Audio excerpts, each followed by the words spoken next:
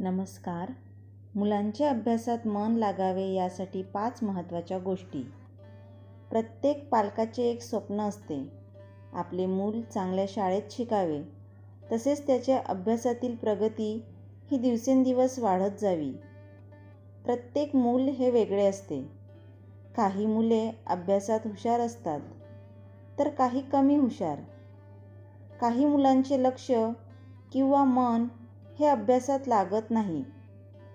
यामुळे बऱ्याच पालकांना चिंता वाटत असते. मुलांनी अभ्यास करावा यासाठी विविध प्रकारच्या शिकवणी लावतात. तसेच योग्य प्रकारचे वातावरण निर्माण करतात. अशा वेळी काही मुलांमध्ये प्रगती दिसून येते, तर काही जणांना थोड्या अडचणी येतात, तर काही जणांना काहीच फरक पडत नाही. आज आपण अशा काही उपायांवर बोलणार आहोत. जर का ते आचरणात आणले तर त्याचा खूप मोठा प्रभाव मुलांवरती दिसून येईल. काही प्रमाणात का असेना, अभ्यासात त्यांची प्रगती दिसून येईल. मुलांच्या अभ्यासात मन लागण्यासाठी हे छोटे छोटे उपाय नक्की करून पहा. आणि चॅनलला सबस्क्राईब केले नसेल तर नक्की सबस्क्राईब करा. श्री गणपती बाप्पा हे विद्येचे दैवत आहेत. खाली दिलेल्या मंत्राचा जप केल्यास अभ्यास आणि ज्ञान प्राप्त करण्यास खूप मोठा फायदा होतो. मुलांच्या अभ्यासात मन लागण्यासाठी श्री गणपती बाप्पाचा मंत्र बोलायचा आहे.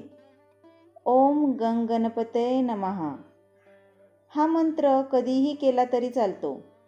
मुले खेळत असतील, शांत बसलेली असतील, अभ्यासाव्यतिरिक्त काही काम करत असतील, तर अशा वेळी हा मंत्र जप करायला मुलांना सांगा. तसेच महिन्याला येणारी संकष्टी चतुर्थीच्या दिवशी मुलांना गणपती अथर्वशीर्ष बोलण्यास सांगा.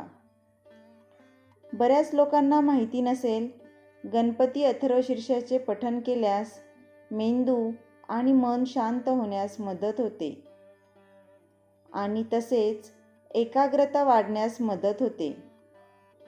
असे काही मुले आहेत ज्यांच्या पत्रिकेत चंद्रासोबत राहू आणि केतू आहेत.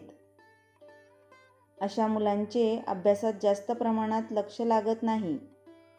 अशा मुलांनी दररोज अथर्वशीर्षाचे पठण अवश्य करावे. यामुळे त्यांचे मन शांत आणि एकाग्रतेत वाढ होण्यास मदत होते.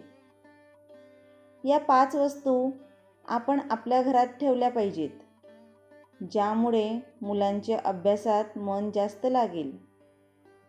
पहिली वस्तू अशी आहे, श्री सरस्वती देवीची मूर्ती किंवा प्रतिमा.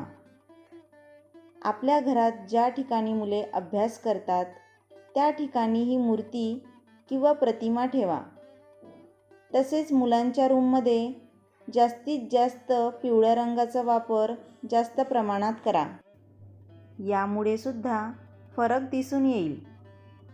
उत्तर दिशेला हंस किंवा मोर यांचे चित्र लावावे, कारण हे श्री सरस्वती देवीचे वाहन आहे. हे चित्र मुले ज्या रूममध्ये अभ्यास करतात त्या रूममध्ये उत्तर दिशेला लावावे. त्यानंतर वीणा ही मुलांच्या रूममध्ये अवश्य ठेवावी. छोटी असली तरी चालेल. हे वाद्य सरस्वतीचे आहे. वीणा या वाद्यापासून निघणारे सूर मुलांच्या कानावर पडल्यास त्यांचे मन शांत होण्यास मदत होते. आपले मूल जो पेन लिखाणासाठी वापरतो तो पेन इतरांना कधीही देऊ नका, कारण आपण जो पेन लिखाणासाठी वापरतो त्या पेनात सकारात्मक शक्ती त्यात तयार होत असते. असा पेन इतरांना दिल्यास त्याची सर्व शक्ती इतरांना जाऊ शकते. तसेच मुलांच्या रूममध्ये जास्त डार्क रंग देऊ नका, कारण डार्क रंगातून प्रचंड प्रमाणात ऊर्जा बाहेर पडत असते. त्यामुळे त्यांना त्रास होण्याची शक्यता असते. या 5 गोष्टीचे पालन करून पहा. तुम्हाला काही दिवसात नक्कीच फरक दिसून येईल. व्हिडिओ आवडला असेल तर लाईक करा आणि चॅनलला सबस्क्राईब करा. धन्यवाद.